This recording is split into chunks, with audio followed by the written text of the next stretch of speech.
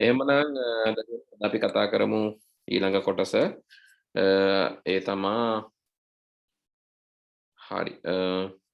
දත්ත ගැලීම් සටහන් නැත්නම් DFD. දත්ත ගැලීම් සටහන් DFD. හරි. DFD වල අහලා තියෙනවා දත්ත ගැලීම් සටහන් සම්බන්ධ පහත කවර වගන්තිය සාවද්‍ය වේද? සාවද්‍ය වැරදිද කියලා අහනවා. මුලින්ම අහනවා context diagram නැත්නම් සන්දර්භ සටහන යනු ඉහළම මට්ටමේ වියුක්තකරණය ඇති ගැලීම් සටහනකි. හරි. සන්දර්භ නැත්නම් context diagram කියන අපි කියනවා zero level DFD කියලා. මුල්ම මට්ටමේ zero level DFD එකක්. එතකොට මේ මුල්ම මට්ටමේ DFD එකකදී මුළු පද්ධතියම එකක් විදියට එක කාර්යයක් විදියට තමයි පෙන්වන්නේ. ඉතින් එතකොට සාවද්‍ය නෙවෙයි ඒක නිර්වද්‍ය නේ. හරි. එතකොට පද්ධතියදී සියලුම දත්ත ගබඩා සන්දර්භ සටහනේ නිරූපණය කළ යුතුය. සියලුම දත්ත ගබඩා පෙන්වීම නම් අත්‍යවශ්‍ය නැහැ. අපි පොඩ්ඩකට ඒක තියමු. ඊළඟට DFD හි අනෙකුත් සංරචක සම්බන්ධයෙන් දත්ත ගැලීම අනෙකුත් සංරචක සම්බන්ධ කිරීම සඳහා දත්ත ගැලීම භාවිතා කරේ. ඒක හරි. දත්ත ගැලීමකින් තමයි අපි data flow diagram එකේ කියන්නේ flow chart එකක් වගේම තමයි එකම දේ data flow diagram එකේදී අපි flow chart එකට අමතරව ඉගෙන ගන්නවා විශේෂ සංකේත කීපයක් තියෙනවා data stores ඒ වගේම processes වගේම ඒ හා සම්බන්ධ විශේෂ සංකේත කීපයක් තියෙනවා ඒ ටික විතරයි මූලික වෙනසකට තියෙන්නේ ඒ වගේම rules ටිකක් නීති ටිකක් තියෙනවා අපි ඒක කතා කරමු ඊළඟ මූලික ක්‍රියායනය තවදුරටත් විකණ්ඩනය මූලික ක්‍රියායන elementary processes තවදුරටත් විකණ්ඩනය නොකෙරේ elementary processes අපිට බෙදන්න වෙනවා කෙරේ නොකෙරේ නෙමෙයි කෙරේ එන්න ඕන. එතකොට මේක ඇත්තටම පැහැදිලිව මෙතන වැරද්දක් තියෙනවා. දැන් මේකත් සියලුම දත්ත ගබඩා නිරූපණය කිරීම ඇත්තටම මේක දත්ත මේව එකක් හින්දා අපිට අත්‍යවශ්‍ය මෙහෙම සියලුම දත්ත ගබඩා කියනකොට ඒක පොඩි තියෙනවා මේ අපි සලකන ලද දත්ත ගැලීමට අදාළව නම් සියලුම දත්ත ගබඩා පෙන්වන්න ඕන. හැබැයි ඒකට අදාළ නොවන දත්ත ගබඩා පෙන්වීම අවශ්‍ය වෙන්නේ නැහැ. ඉතින් ඒකයි මට එතන තිබ්බ සැකයක් තිබ්බේ. එහෙමනම් ඊට වැඩිය වැරදි එකක් තියෙනවා මෙතන. මූලික ක්‍රියායන තවදුරටත් විකණ්ඩනය නොකෙරේ කියන එක. ඊළඟට DFD හි බාහිර භූතාර්ථ external entities දත්ත ප්‍රභව හෝ දත්ත ලබා ගන්නා අංග ලෙස හෝ ක්‍රියා කරයි. බාහිර භූතාර්ථයක් හෝ ප්‍රභවයක් හෝ එහෙම නැත්නම් දත්ත ලබා ගන්න අංගයක් වෙන්නත් පුළුවන් දත්ත ප්‍රභවයක් වෙන්නත් පුළුවන් ඒ external entities. හරි. ඉතින් DFD ගැන කෙටි මතක් කිරීමක් මම DFD කරා. හැබැයි ආයේ පුංචි මතක් කිරීමක් මම කරන්නම්. මේකෙත් notation කීපයක් තියෙනවා DFD අපි හදාරද්දී. පොඩ්ඩක් බලන්න මම මේ share කරන එක.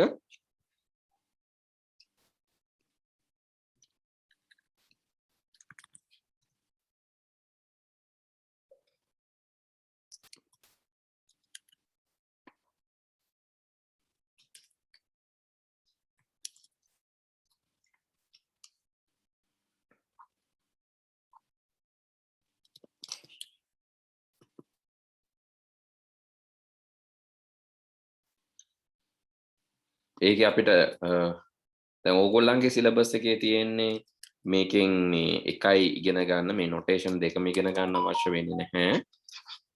හරි මම ඒ උනට කම්පැරිසන් එකක් දෙන්නම් ඕගොල්ලන්ට මගේ ස්ක්‍රීන් එක පේනවා ඇති දැන්.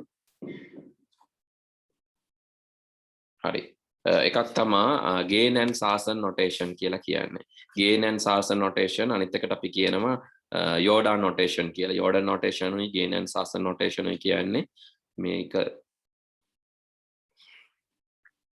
හරි මේ තියෙන්නේ gain and Sarson notation එක තමයි සාමාන්‍යයෙන් අපි පාවිච්චි කරන්නේ. මේ කොටුවකින් මොකද්ද පෙන්වන්නේ? ඍජු කෝණාශ්‍රයකින්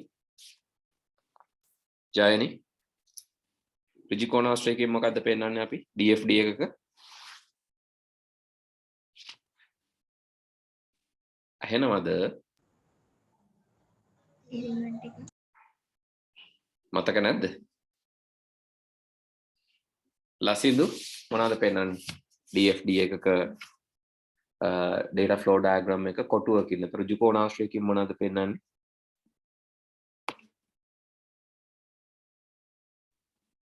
මතක නෑ වගේ. ඒතර මේ විදිහට පෙන්වන්නේ මොකද්ද? මැද්දේ තියෙන්නේ මොකද්ද? rounded rectangle. හරි. බාහිර භූතාර්ථ නැත්නම් external entities දත්ත ඊළඟ ක්‍රියාවලී ඒ වගේම දත්ත ගබඩා. ඔවා තමයි මූලිකව තියෙන්නේ. එතකොට මේ තියෙන්නේ මේවා පෙන්වන විදිය entity එකක් අපිට පෙන්වන්න පුළුවන්. මෙන්න මේ වගේ ඍජුකෝණ ආශ්‍රයකින් ක්‍රියාවලියක් මෙහෙම පෙන්වන්න පුළුවන්. දැන් මේ තියෙන්නේ ක්‍රියාවලිය එකට උදාහරණ ඉස්සරහින් දීලා තියෙනවා. entity එකක් student කියන්නේ බාහිර භූතාර්ථයක්. ඒ කියන්නේ මේ පද්ධතියට අදාළ නැහැ. ඒ පද්ධතියත් එක්ක වැඩ කරනවා. පද්ධතියට අදාළ නැහැ නෙවෙයි. පද්ධතිය තුල නැහැ.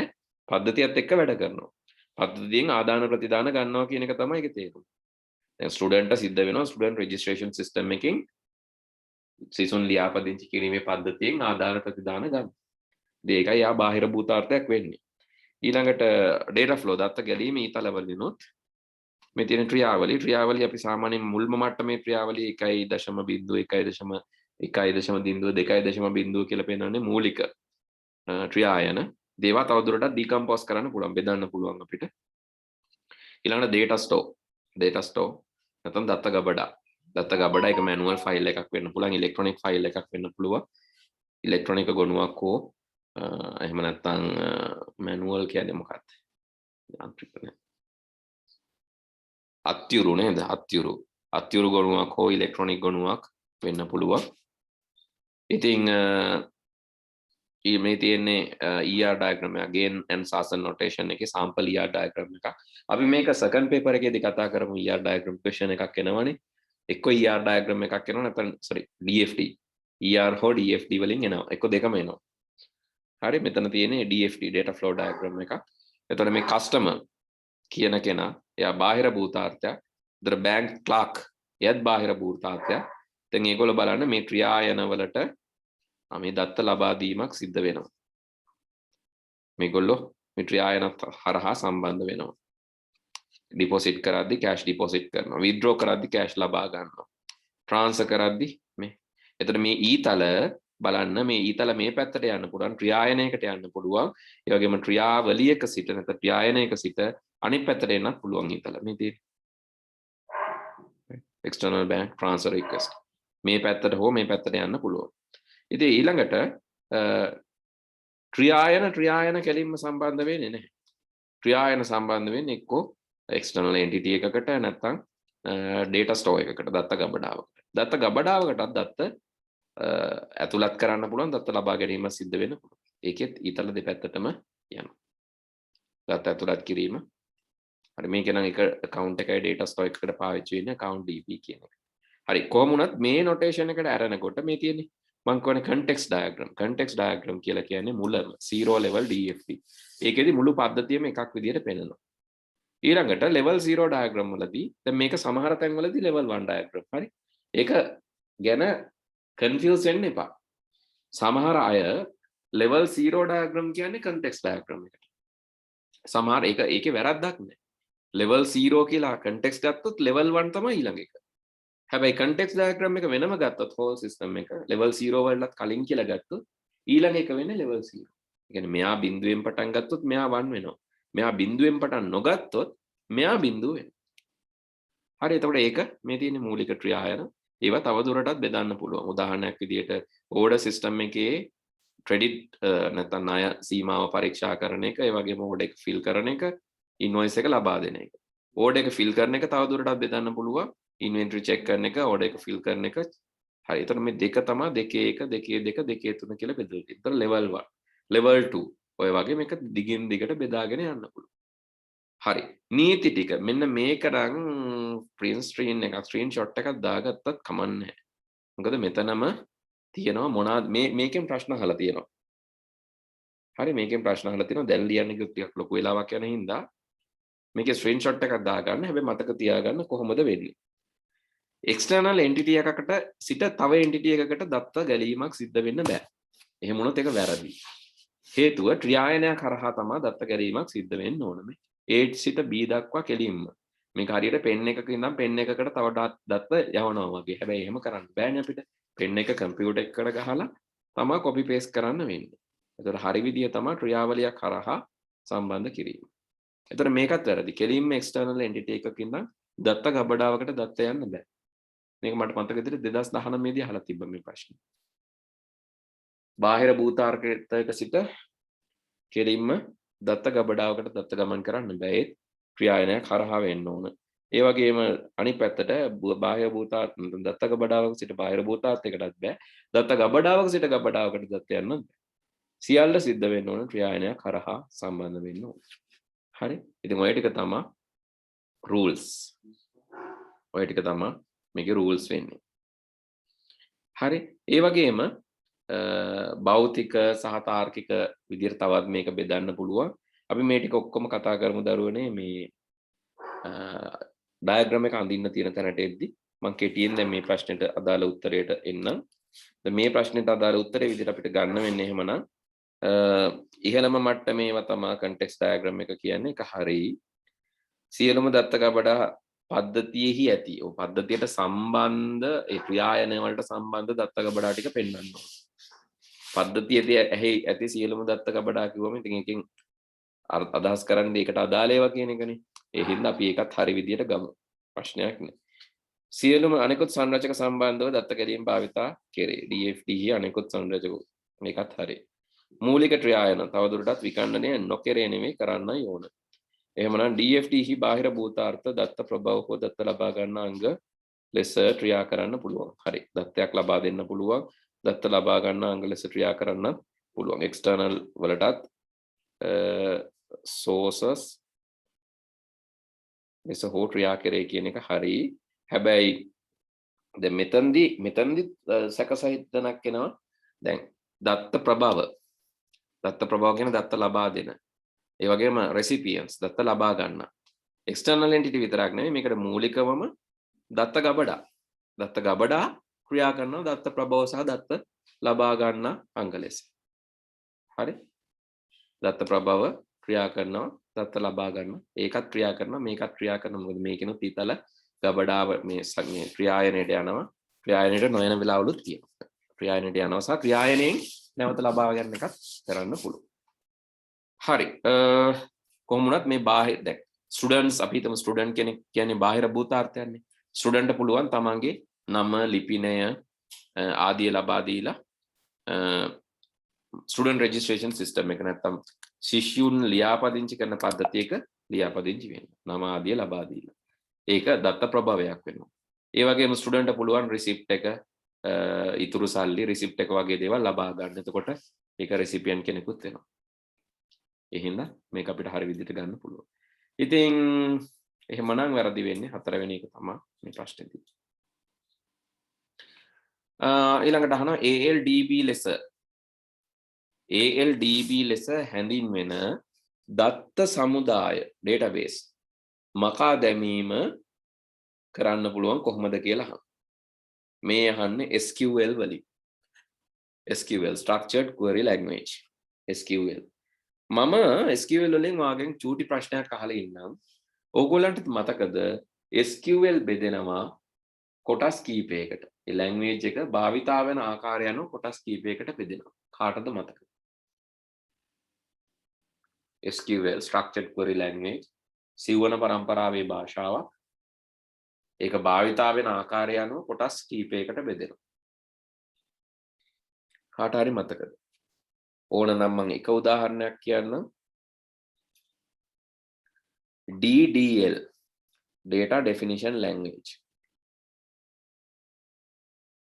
අනිත් ඒවා මතක කාටද? කාටවත් මතක නැද්ද?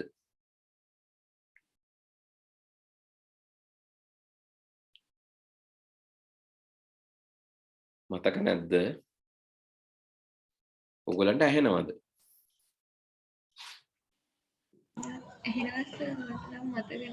මතක නැහැ. ලසින්දු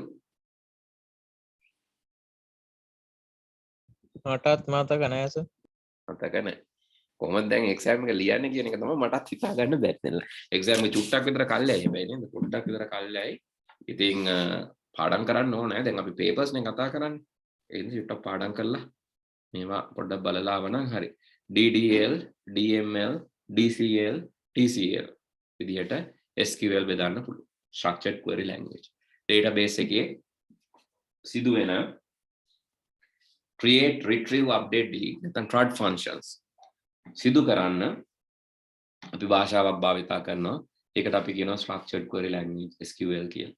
ඒ SQL භාෂාවේ භාවිතා වන ප්‍රමාණුව DDL data definition language, DCL data control language, TCL transaction control language සහ DML data manipulation language විදිහට කොටස් හතරකට බෙදෙනවා.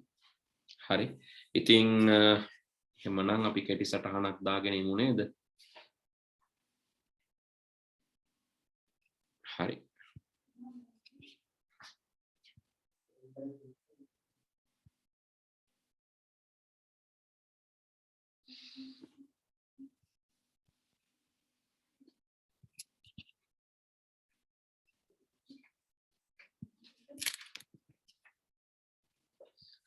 හරි.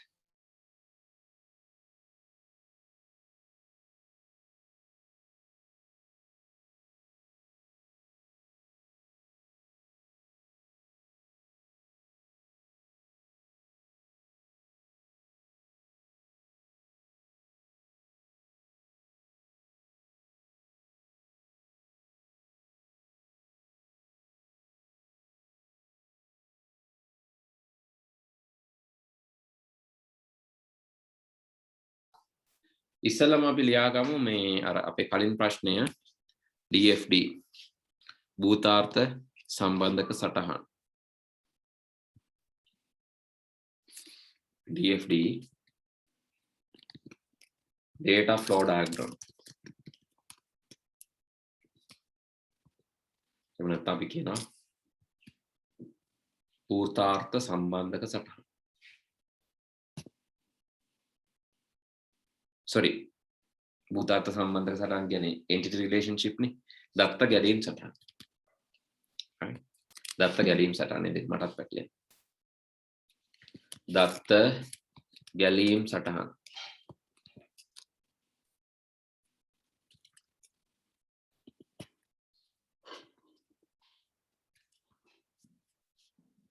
දත්ත යම්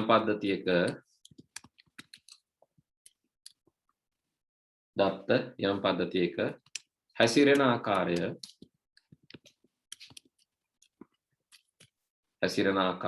දැක්වීමට සහ පද්ධතිය සමග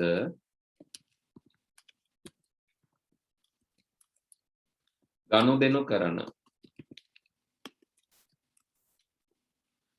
බාහිර ඒකක මෙන්ම පද්ධතිය තුල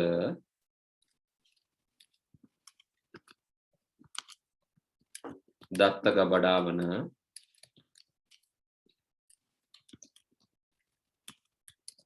ආකාරය පෙන්වීමට දත්ත ගැලීම් සටහන් භාවිතා කෙරේ. දත්ත ගැලීම් සටහන් භාවිතා කෙරේ.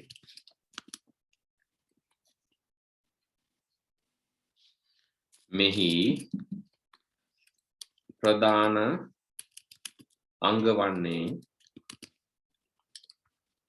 බාහිර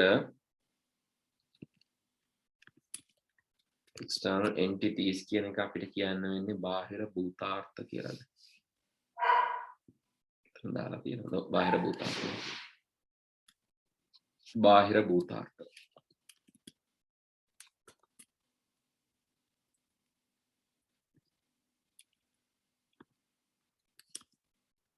බාහිර භූතාර්ථ. තයන්න මහ ප්‍රාණතයනේ.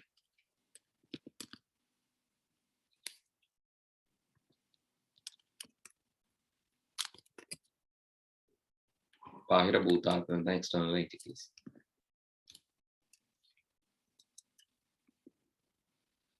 පද්ධතිය හා සම්බන්ධව ගනුදෙනු කරන එකක. පද්ධතිය හා සම්බන්ධව ගනුදෙනු කරන ඒකක කෙනෙක් වෙන්න පුළුවන් දෙයක් වෙන්න පුළුවන් සංකල්පයක් වෙන්න පුළුවන්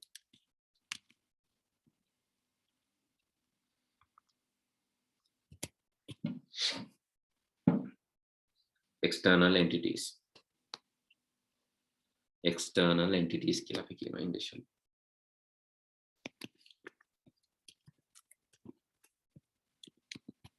ඒ වගේම තව එකක් තමයි ක්‍රියායන පොත් පේපර් එකේ කොහොමද දීලා තියෙන්නේ එක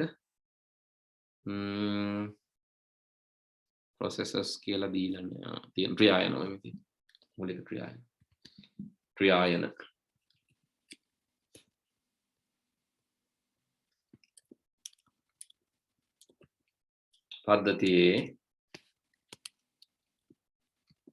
පද්ධතිය මගින්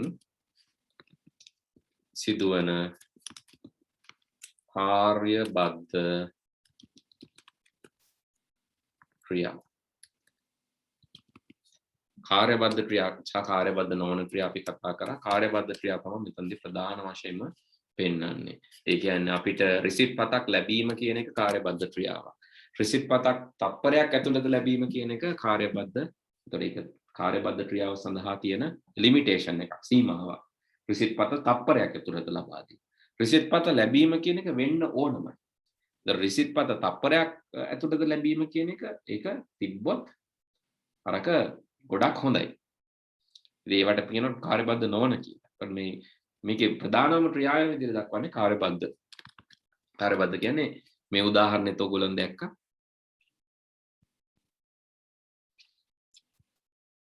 මේකේ validate sales order bill check form open mail retrieve mail order register mail orders හරි ඒ වගේ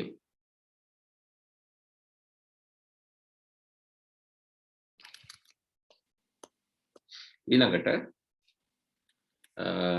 දත්ත ගබඩා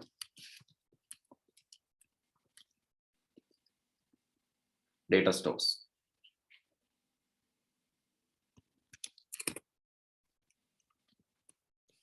ක්‍රියායන processes සහ data stores දත්ත ගබඩාව සිදුවන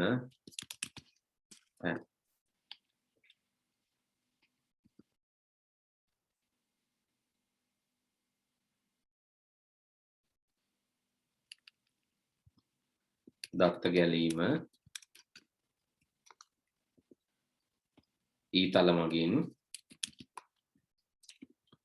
එක්වේ අනිත් එක මේවත් ඔයගොල්ලෝ සංකේත අවශ්‍ය නම් ලියා ගන්න ලොකු අවශ්‍යතාවයක් නැහැ ඒක මතක තියාගන්න පුළුවන් නම් හොඳයි සංකේත ටික හරි මේ තියෙන්නේ මේකට අපි කියන්නේ gain and sarsen notation එක කියලා තව notation එකක් තියෙනවා හරි gain and sarsen notation එක ඇරෙන්න තව එකක් තියෙනවා Jordan notation කියලා මේ Jordan notation එක අහන්නේ නැහැ ගොඩක් වෙලාවට Jordan notation එක ඒදී බලන්නකො Jordan notation එකේදී entity එකක් මෙහෙම ඉස්කෝලේ මොකක්ද ඉගෙනුවේ කියලා පොඩ්ඩක් මතක තියාගන්න මේකද ඉගෙනුවේ මේකද Jordan the gain and sarsen ඉස්කෝලේ ඉගෙනුවේ නැද්ද උගන්නන්නේ නැති උගල අනිවාර්යෙන් මතක නැද්ද කොහොමද කිව්වේ ක්‍රියායනයක් රවුමකින් පෙන්නනවා කියලාද නැත්නම් මෙහෙම පෙන්නනවා කියලා data store එකක් ඉරි දෙකකින් පෙන්නනවා කියලාද මෙහෙම D1 මේ විදිහට පේපර් එකේ එන්නේ ගොඩක් වෙලාවට gain and sarsen කොහොමද ඔයගොල්ලෝ ඉගෙන ගත්තේ ඔව් අපි ඉගෙන ගත්තේ නැහැ එහෙමද hello මම නම් ඒ පාඩමෙන් හිටියේ නැද්ද හරි කමන්නේ ඔයගලන්ට මෙන්න මේක මතක තියාගන්න gain and sarsen එක තමයි ගොඩක් වෙලාවට අහන්නේ එකකින් අපි යමු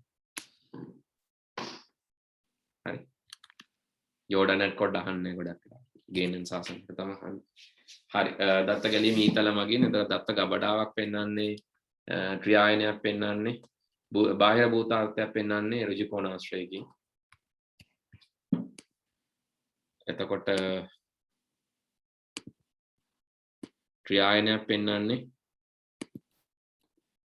rounded rectangle එකක අර මැද්දේ ඉරක් ගහලා ඒකේ නම්බර් කරන්නත් එක්ක rounded rectangle එක තමයි තියෙන්නේ. ඒක අර ක්‍රියායනයේ අංක කරන්න මැද්දෙන් ඉරක් ගහලා උඩ අංකේ ලියනවා යට ලියනවා ඒ ක්‍රියායනයේ ස්වභාවය.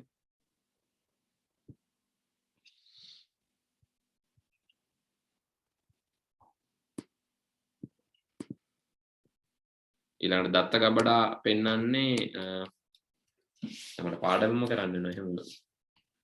දත්ත ගබඩා පෙන්වන්නේ මෙන්න මේ නොටේෂන් එකෙන්. කියන්නේ ඒකේ තියෙන්නේ අර වගේම තමයි. හැබැයි එක පැත්තක බෝඩ් එකක් නැහැ. ඒ වෙනුවට තියෙන්නේ මෙතන න්‍යාය සංකේතය පෙන්වන්න. මෙහෙම ගමුකෝ අපි. මෙහෙම ගත්තොත් එක පැත්තක බෝඩර්ස් නැහැ. ඔෆ්ලයින් දාමු. එක පැත්තක බෝඩර්ස් නැතුව මුලින් තියෙනවා මෙතන මේකත් ඩේටාස් වගේ නම් කරන්න තියෙනවා එකක්.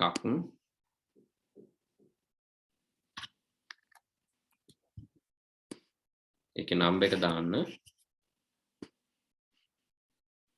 නම්බර් එක දැම්මට පස්සේ ඉතුරු ඒවා තියෙන්නේ මේ විදිහට.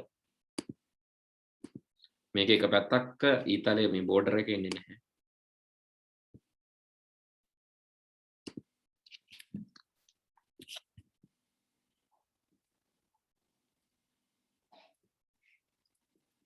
මම හිතනවා පහදලි ඇති කියලා මම අරක තමයි අඳින්න try කරන්නේ ඉතින් එක පැත්තක බෝඩ් එකේ ඉන්නේ. අපි ඕනනම් white color දාමුකෝ සුදු පාට.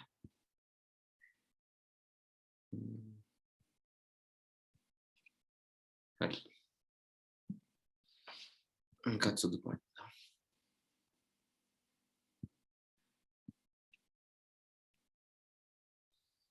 ඊළඟට දත්ත ගැලීම ඊතල.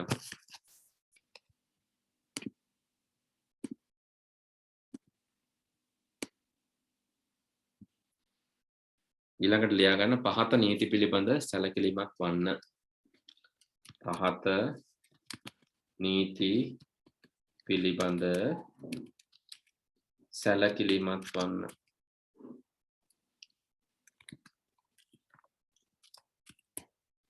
හරි ඒක නම් මට දෙන්න තියෙන අර මේකේ තියෙන ටිකම තමයි. ඔයාලා සම්බන්ධ කරද්දී අනිවාර්යයෙන්ම සම්බන්ධ වෙන්න ඕන ක්‍රියායනයක් කරහා සම්බන්ධ නොවි යම් සම්බන්ධයක් සිදු වුණොත් වැරදි. පේපර් එකේ අහපු හින්දා මම මේ විදිහටම දෙන්න. ඒ කියන්නේ මේ rules මේ විදිහටම නැත්තම් මේක කෙටි සටහනකින් ලියා ගන්න ඕන. හරිම ලේසි. බාහිර කිසි විටක භූතාර්ථ හෝ බාහිර භූතාර්ථ හෝ බාහිර භූතාර්ථ සහ දත්ත ගබඩා ඍජුව සම්බන්ධ නොවේ. ඒවා සෑම විටම ක්‍රියායනයක් හරහා සම්බන්ධ වේ. ඒක තමයි කෙටි සටහන. හැබැයි එක්සෑම් එකේ සමහර වෙලාවට පටලවලා මේ විදිහට දීලා අහනවා මේකෙන් කොකද හරි කොකද වැරදි කියලා. ඒ හින්දා මම right wrong දෙකම දෙන්න. එතකොට මතක තියාගන්න ලේසි වලට ඒ එක්සෑම් ෆෝමැට් එකේ. එහෙම නැත්නම් වාක්‍ය දෙකකින් කියනවනම් අපිට කියන්න පුළුවන් සියලුම භූතාර්ථ බාහිර භූතාර්ථ සහ දත්ත ගබඩා ක්‍රියායනයක් කරහා පමණක් සම්බන්ධ විය යුතුයි කියලා. ඒක තමයි කෙටි සටහන මේකට අදාළ.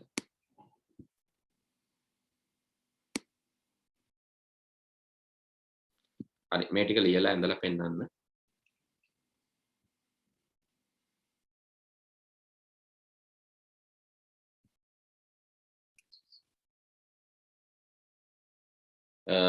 SQL නැත්නම් structured query language.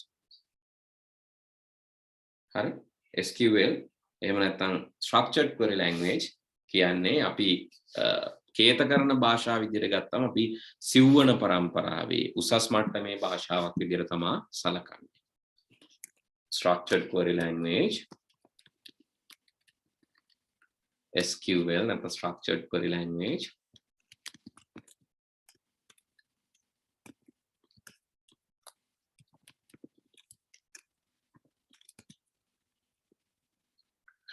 සිව්වන පරම්පරාවේ උසස් මට්ටමේ භාෂාවක්.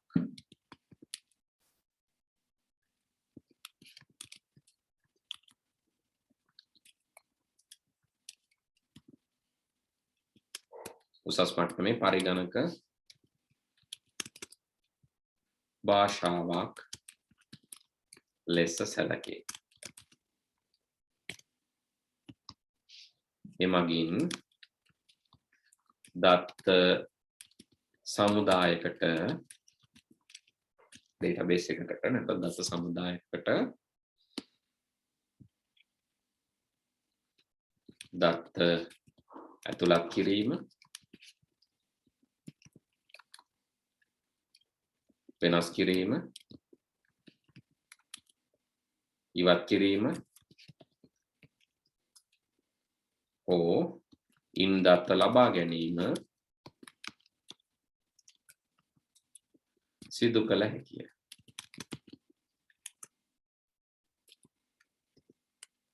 අපි කියන CRUD functions කියලා ඒවා. CRUD functions. CRUD functions. එම කියන්නේ හේතුව C කියන්නේ create, retrieve,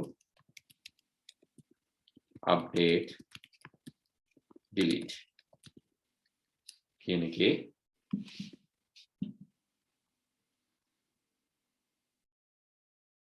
මීට අමතරව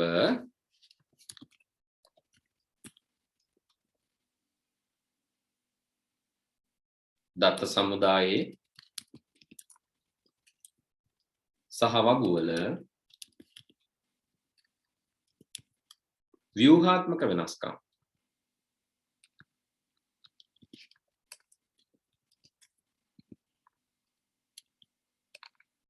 ද සිදු කළ හැකිය.